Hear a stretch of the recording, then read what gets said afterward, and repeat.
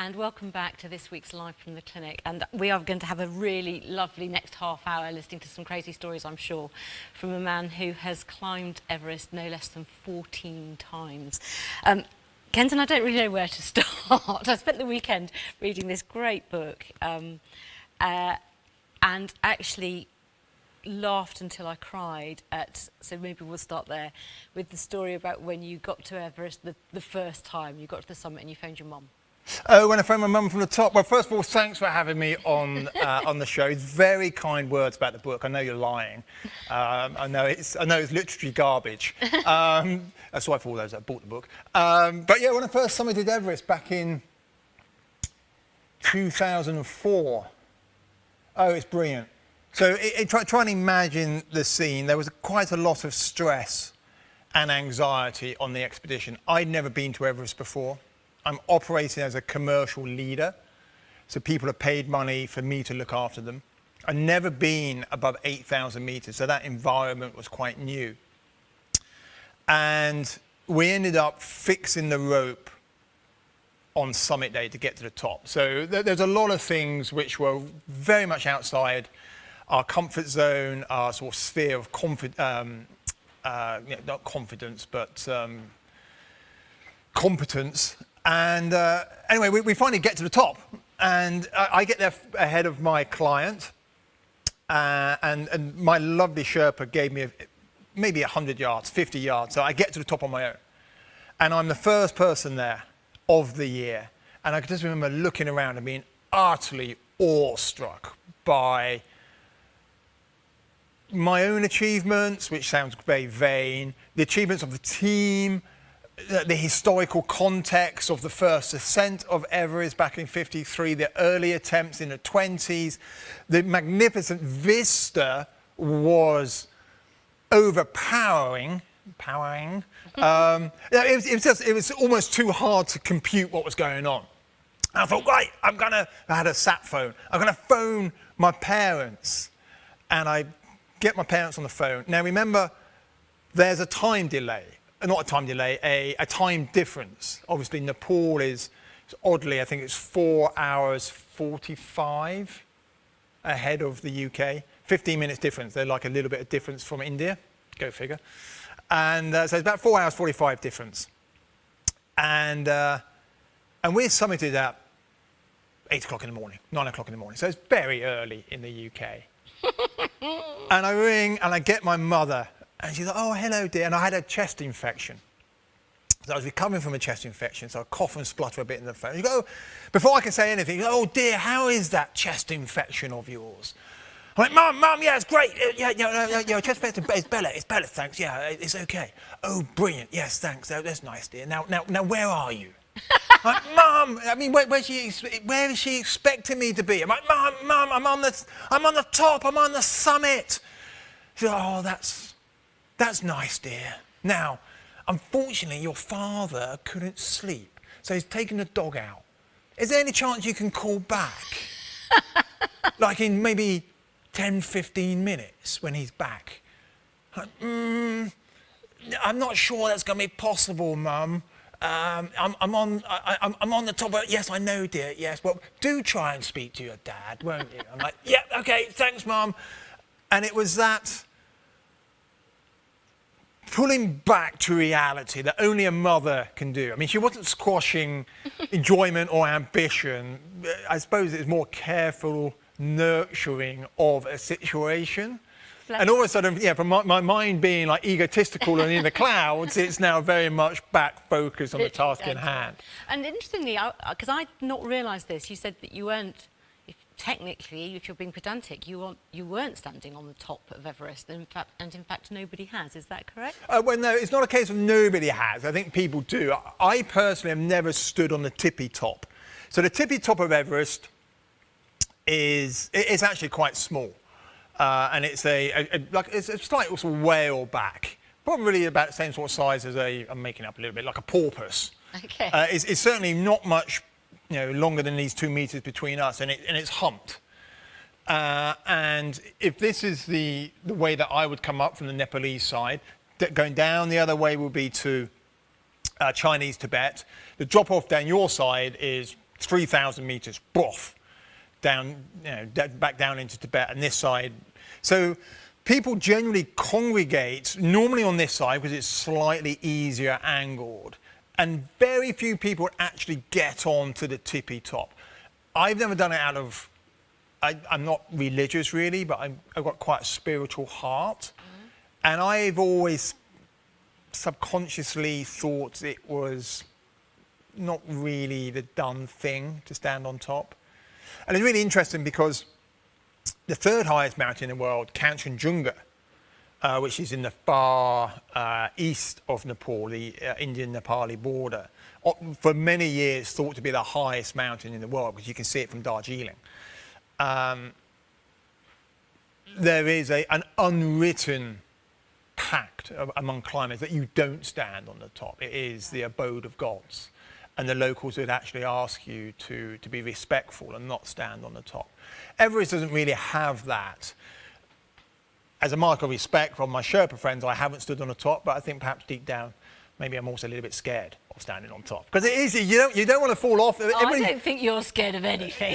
Everybody says that Everest is a walk, but there are certain places, the top being one, if you fell off from there, you're not coming back anytime soon. Not even your skills as a doctor are going to bring somebody back to life. Well, and you've had your brush with medicine. I mean, you had a really serious injury very early on in your climbing career, didn't you? Yeah, I wouldn't actually say it was a climbing career back then. I was like an amateur climber. Not to say I had amateurish skills or techniques. I was quite accomplished. But yeah, you're right. I fell off rock climbing in North Wales. Hit the ground from not so high. But managed to shatter both my heel bones, called a bilateral calcaneum fracture. And I think I did a pretty good job. So this one was in so this is my right leg. I'll hold it up, see it. This one was in about 14 pieces, I think, and the other one in 7 or 8. I've seen the x-rays. Good job. And I was, first of all treated in Bangor Hospital. So we're in the slate quarries, which is a little bit awkward to get to. And they're wonderful. All my treatment was on the NHS, and they did a bloody marvellous job, to be frank.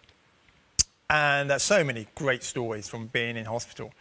It's marvellous. But the first thing that happened was that the ambulance crew, some friends of mine got me down essentially to the road, and then the ambulance crew took over. And the first thing the ambulance crew managed to do was, I'm lying on a stretcher, or they're carrying me, and then they put me in some funny chair thing that sort of springs into the, and they managed to smash my feet on the side of the door. They're like, oh! And the other thing they wanted to do was cut off my boots and harness, because my feet immediately start to swell up, and I've got my climbing boots on, which are notoriously tight. And I just finished being a student, so I was penniless, and the last thing I was going to allow anybody to do was cut my harness. So I'm there trying desperately through gritted teeth to get my boots and harness off. And then, of course, you get given the gas and air, or whatever they call it, and happy days. Yeah. But, I mean, you were told, I think, weren't you, that you would never walk again, leave alone climb? Yeah, but I think, I was. But I think those things are all relative to a certain extent. It was actually writing the book that made me think a little bit about the drive that I have had post-accident. And I wonder how much of it does come down to one particular consultant who did say that any form of climbing, I wouldn't walk without a stick, I would have a permanent limp, which I kind of do. I would never run. And he left me in tears. I mean, my life at that time was climbing. My social life, everything was focused on climbing. And of course, that had just been destroyed in about 3 lines by a doctor. I was distraught. And it was really interesting that his registrar, after they'd done the rounds, he came back in later, just on his own, and apologised for his consultant, saying that his consultant was perhaps being a little bit rash on his prognosis, and maybe with enough fortitude and resilience, I would get walking again. But as I say, it's revisited in the book. To tell him that you've been... No, but I used to send, I don't know if you ever received them, I used to send postcards to the guy that essentially put me back together eventually was Bob Hanley at the John Radcliffe, who retired 3 or 4 years ago, I believe. And an amazing doctor, considered to be one of the best orthopedics in that. I don't quite know how they're breaking down like foot injury, orthopedic stuff. Yeah. And he does all this stuff on the NHS, or the majority. And he did the second or third operations, and he put it in a much simpler way for me. He said, I'm going to rebuild your feet so that you can wear shoes that aren't specially modified. And then more than that, it's down to you.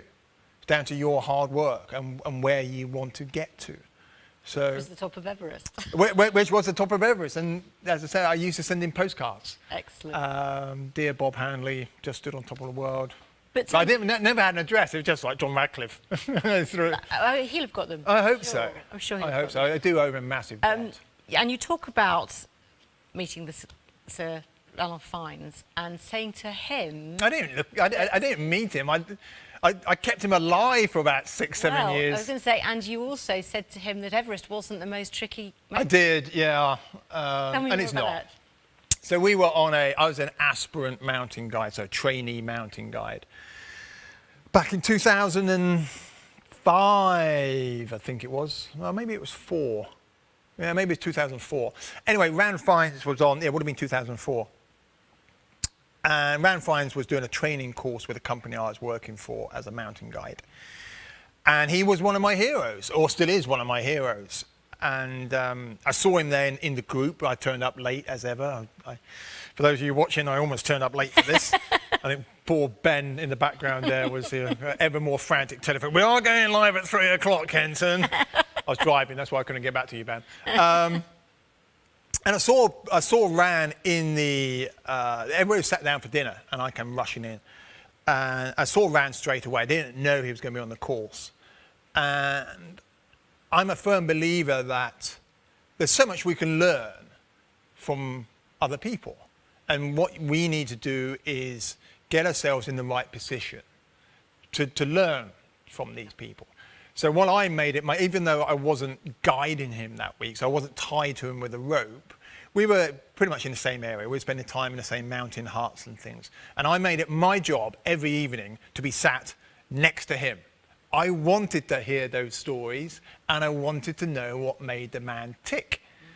And it was over a conversation one evening, and I think he was thinking about climbing Everest, and I happened to say, well, you do realise that within climbing circles, Everest perhaps doesn't have the cachet that it perhaps has in a public domain.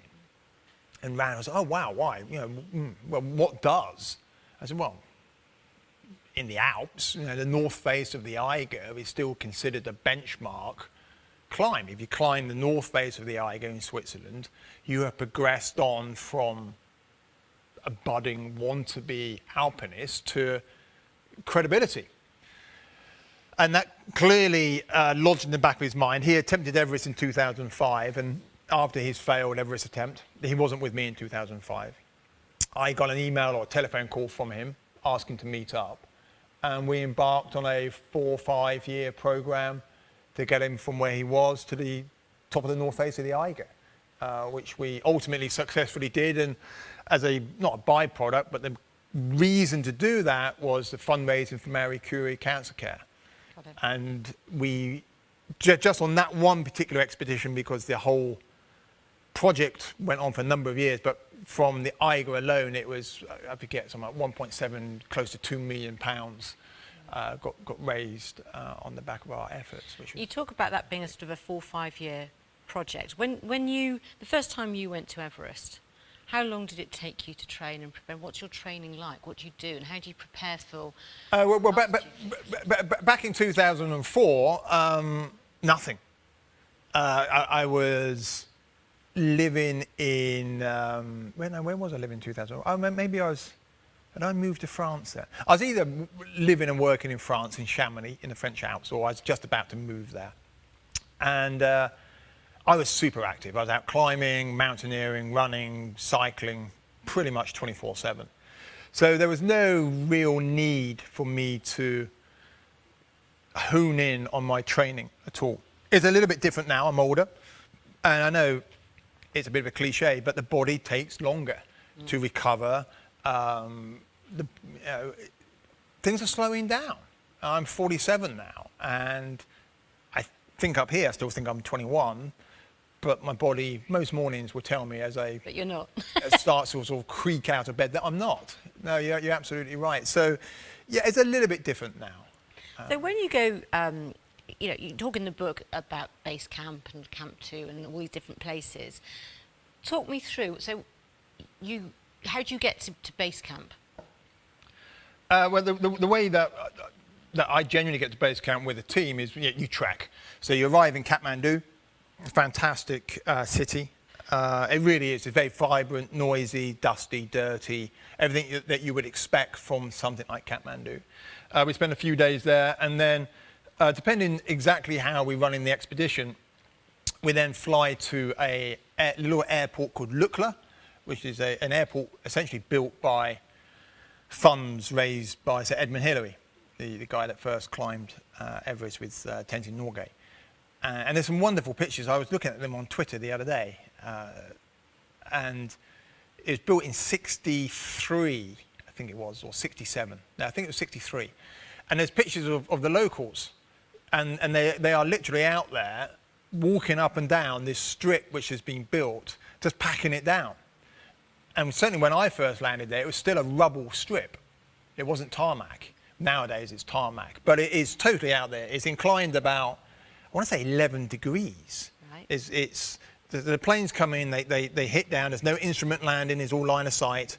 They come down and hit down, it's hard in reverse, and there's a brick wall at the end, because that is the hillside. And they come in and turn around and you get out. And then on takeoff, they come back down, they stand at the top, they rev like you've nothing heard. The whole plane is shaking, and the door to the cockpit's open, and you can see, with only small twin propeller Dorniers, and you can look down the runway, and you can see the pilots, and you literally, full throttle, brakes on, and then they let the brakes off, and this thing would thunder down the runway, and it was flat, and then it goes, and then hopefully airborne. It's the most dangerous part of the whole expedition. It seriously is. It's meant to be the world's most dangerous commercial airfield in the world. I don't know quite how they quantify that, but it's pretty scary. And then you walk for 7-8 days to get to Everest Base Camp, which is where our main adventure would begin. I mean, for many, many people, and it's such an amazing thing to do, for many people, they will trek to base camp and then come back again. And that, in its own right, is spectacular. Well, it's one of the top treks in the world. You talk about arriving at the summit at sort of 7:15 or something in the morning. Is that something? Is that because of weather conditions that you get up really early? Well, we actually leave about 9:30, 10 o'clock at night, and we climb right through the night. And it's a number of reasons for it. It's what happened in 1996. There was a big disaster, 11th of May 1996, and I think in total 11 climbers lost their lives. And on the back of that, something called IGO 8000, big working guidelines for commercial expeditions. And one of the things that was highlighted was that due to the time of summits occurring, there wasn't that much time to get down in daylight. And it doesn't really matter where you're guiding a client or a person, friend, colleague, whatever. There's definitely a cut-off where a client starts to lose power. It's normally about 12 hours. You can normally get about 12 hours out of a client. Much more than 12 hours, and the enthusiasm, fitness levels, nutrition, whatever it is, starts to drop off. That is significantly compounded if it's then getting dark. And not only is it getting dark, it's going to be getting cold on Everest, seriously cold. So you've got a client who's weak, he's dehydrated, he's low on energy, he's tired, or he or she's tired, so far out of their comfort zone, and now it's getting dark and cold. Way better to start in the middle of the night, do the dark, cold, get that done and dusted, and it leaves enough time, hopefully energy, but above all daylight, to get down if there's a hiccup, because you don't want to be coming down in the dark. And you say you take one client at a time? I do now, yeah. I work in a very bespoke manner. I work one-on-one. Lots of reasons why. But essentially, in a nutshell, 2 reasons. 1, I believe it's safer.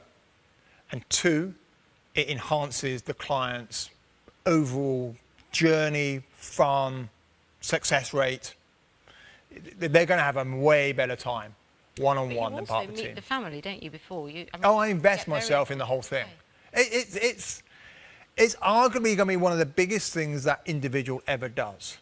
It's dangerous. They may not come home. It's a lot of money. It's a lot of time. There's a lot of pride. You want to get it right. Because, you know, a hiccup, people could lose fingers or toes to frostbite, or, you know, God forbid, they may die.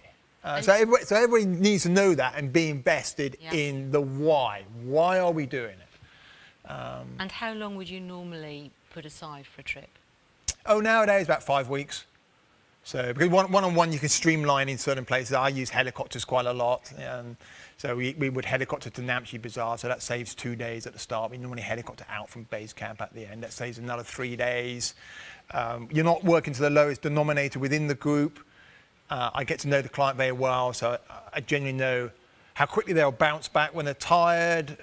I know where they're going to, you know, if they go silent, then I know what that means. If they're not eating enough or drinking enough, I can normally pick those signs up. So I can really micromanage a client on that mountain to eke the very best out of them. I can raise their performance beyond what they are expecting because we know one another. We have that meaningful relationship with that person. So I know all the little nuances.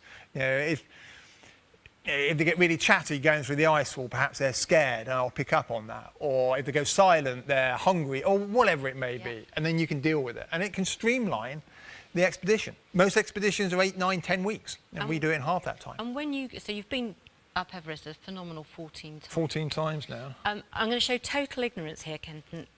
Do you go the same route? I do, yeah. Okay. And there's a number of reasons why. So I climb on the Nepalese side. I love Nepal. I love the people. I love the culture. I think it's a beautiful hike to get to base camp. And I know it really well. I know it intimately.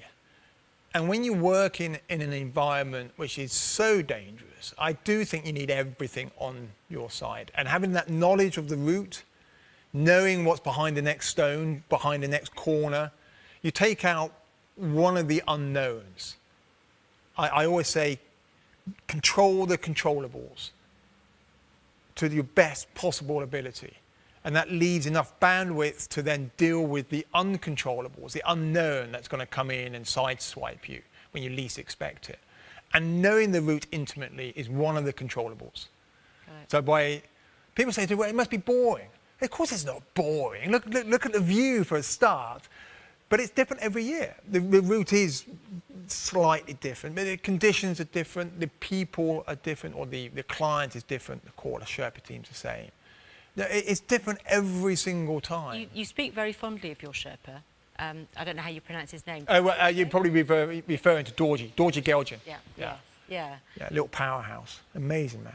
And so, and tell me, what is the... I know nothing about mountaineering, as you gathered. But what is the role of your Sherpa to you? All-round hero, legend. Totally, you can't do what we do commercially without the Sherpas. They are the backbone of every single expedition, a commercial one at least. They put all the tent platforms in place, they carry all the oxygen for the clients, they put it all in place, they essentially fix the line, carry all the food, all the loads.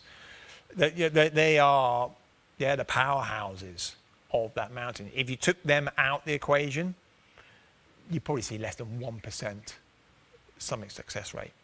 Wow. They are legendary in their strength, in their humility, in their fun. I mean, you see, they'll carry, especially at the end of the expedition where they're trying to clear camps, they will carry 50, 60, 70 kilos down the mountain. I mean, these loads are so big, I can't lift them.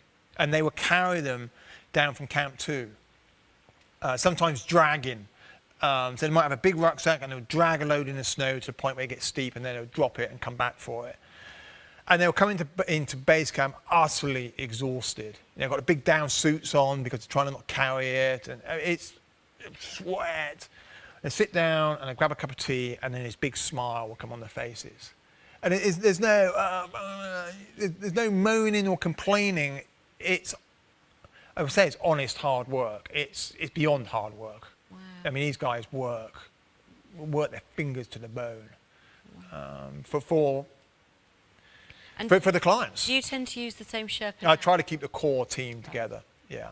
So I worked with Dorji. I must have summited Everest with Dorji 10, 11 times maybe. So yeah. Amazing. You write in this book a very moving story about.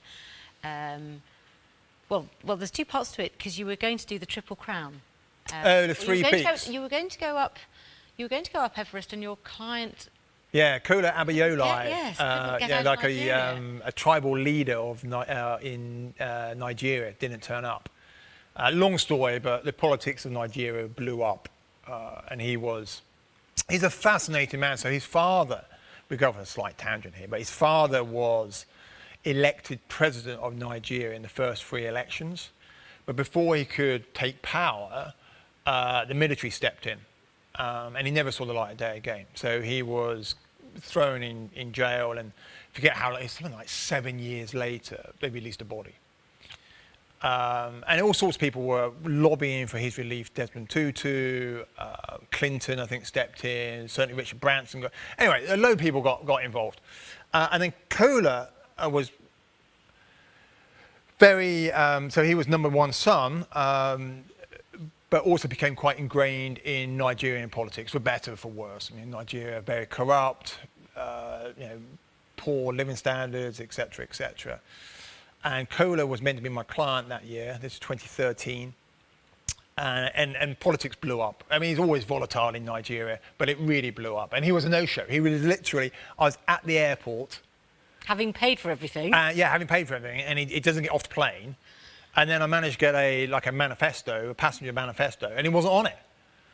And oh God, well, what do I do now? Do I go home, which would have been perhaps a sensible thing, got young children, or do I stay and perhaps selfishly act out some of my own ambition, which became known as Triple Crown, climbing the 3 mountains that make up the Everest Massif, which we eventually did do, not through a certain amount of heartache and hard work. Well, and you actually you were resuscitating somebody for a couple of hours on your own, I think, weren't you, on the mountain? Yeah, I would use the term resuscitate quite loosely, because it didn't work. The guy, unfortunately, Mr. Lee, passed away.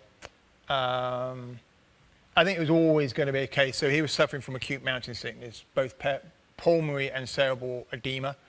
So that's essentially sort of fluid on the lungs, fluid on the brain, which then, well, you're going to know better than I do, which then puts a pressure on the brain. And although we're stuck in with dexamethasone, which is a steroid-based drug, and he did respond to that at one stage. He'd been there for about 3 or 4 days by the time I got involved. And I essentially took over from, I think it was an American climber. I spent the night with him, but yeah, he sadly passed away at Have you suffered altitude sickness yourself? I've suffered minor altitude sickness, headaches, nausea, lack of enthusiasm, which you could put down on. I mean, so it sounds like a Friday night. On a Sunday morning. Exactly. It's certainly me this Sunday morning. Altitude is one of those really interesting things in so much. It doesn't matter how fit you are, it's a leveler. And you could be James Cracknell, super fit Olympic athlete, or you could be an obese, chain-smoking, whiskey-drinking couch potato. And altitude isn't fussy. No, it's not fussy. In fact, the couch potato might actually fare better than James Cracknell. I mean, you just never know. Did you see James set a record this weekend? Did he? Yeah, he was on his rower, on his ergo. I think it was the British marathon record on a rower. Like 2.5 hours or something, pulling on an ergo. It's like, oh my God, the guy's an animal. absolute animal. But altitude is one of these things, and a really interesting study back in 2007. The Cold War Extreme team, bunch of doctors. Yeah. Mike Crocott, Sundit Dillon, Hugh Montgomery was involved, Jeremy Windsor. At one stage, Mike Stroud was involved in the build-up to it. He went to Choi Oya, the 6th highest mountain in the world. And they were doing this fascinating study. You can find it on BBC. I think it was Panorama or Horizon, one of them. And they were looking into what the body does to adapt to a low oxygen environment. Because one of the, and correct me if I'm wrong here, I feel like I'm on thin ice here with a doctor sat opposite me. One of the things which is a problem in intensive care is the patient won't necessarily die from their trauma injury. They would die because the body shuts down, something to do with oxygen absorption by the body. Yep, and it shuts down. And so what they were trying to work out is how come people with what looks like incredibly low oxygen stats in a very low oxygen and pressure environment, how can they survive? What does the body do? And there's a massive study. I mean, they lugged a bloody exercise bike to 8,000 meters. They took a blood sample from one of the climbers, who's Dr. Ortira, is it called archery? Femoral artery. Femoral artery. They took blood out of there, ran it down to Denny. He's got a centrifuge thing. But then so they're looking at the oxygen saturation levels, but beyond simply using a post-ox meter, which is notoriously inaccurate. So they run these samples down. It's on TV, it's amazing. And she's got it in this machine and it's doing whatever the machine does, and the first sample comes out and Denny's like, whoa, this can't be right. So she puts a second sample in and it's almost identical. He's like, oh my goodness, if this was at sea level, this person would be dead. Amazing. And they're not. They're sat down at the south summit. They didn't quite do it on the summit, but it's still at 8,700 meters above sea level. And the oxygen stat was, I forget the exact figure. I mean, the lowest I have ever seen was Victoria Pendleton. She had 28, an oxygen saturation level of 28. And she was still semi-functioning. And when I say functioning, I don't mean holding my hand. She walked from her tent to the mess tent before saying, oh, I don't feel very well, and essentially collapsing. And then we got the O2 on her, and she was. I mean, I've had oxygen levels in the 40s. Wow. High 40s. So what the Cold War Extreme team were trying to work out what the body does to cope with that, and then if they could replicate it in some manner in the hospitals, maybe they can buy more time to do to deal with the trauma or the disease or whatever it is. A fascinating exercise. I could sit and talk to you forever. Listen, 14 times off Everest. What's next? Well, who knows? I mean, obviously, I was meant to be on Everest last month. That's been cancelled. I was meant to be in Pakistan pretty much now. That's been cancelled. It looks unlikely that Everest will open up this autumn. Nepal at the moment is in a very hard lockdown. And unfortunately, it looks like they're just on that start of the curve that we experienced 10, 12 weeks ago. Definitely going back to Everest next spring. So that's a certain. I'm trying to get a trip off the ground, some unclimbed virgin peaks in Antarctica. So it'll be our winter, so their summer. So that'll be like January time. So quite a lot going on. In the meantime, we're obviously same place here. Got cool conversations. Yes. Trying to support the guys at the Barn Theatre. That's really exciting. Got some really cool people on that. Looking after 2 children at home. I would say looking after the wife, but I think it's the other way around. I think she looks after me. And how does your wife manage when you're kind of doing these crazy expeditions? Well, interesting enough, they have this thing they call the Three Amigos, and they become a very tight unit without me. And she's absolutely fantastic, Jazz. Just has this capability of maintaining. Well, I think they probably do better without me. She calls me the third child. And she is absolutely right. I come in, fun time Freddie, been away for 6 weeks. It's like, Daddy's back, rah! And I hiccup all the structure, and Jazz is like, oh, God. Go back to Everest. Go on, it's all back to Everest. But no, it's fascinating, and they cope very well without me, it seems. I mean, it tugs at my heartstrings. But I think that just shows the flexibility of children. Yeah. They okay, well, Daddy's gone, so we'll deal with it and get on, and Daddy will come back in 4, 5, 6 weeks' time, and we'll take off where we left off, and I'm like, right, let's go camping, or let's do this, or that, do that. And oh, look, thank you so much for your time. No, my pleasure. Just amazing. Have a little read, guys. What is it? One Man's Everest. One Man's Everest, yeah, quite hard to get hold of, so especially the hardback ones. We flogged them all to try and raise some funds. At the barn, so I'll have to give it back. But thank you so much for your time. No, my really, pleasure. Really good to chat to you. Thank you. So, guys, that's it for this week. Please come back next week. We'll be back with another guest on Monday at 3 o'clock. But until then, stay safe and stay well.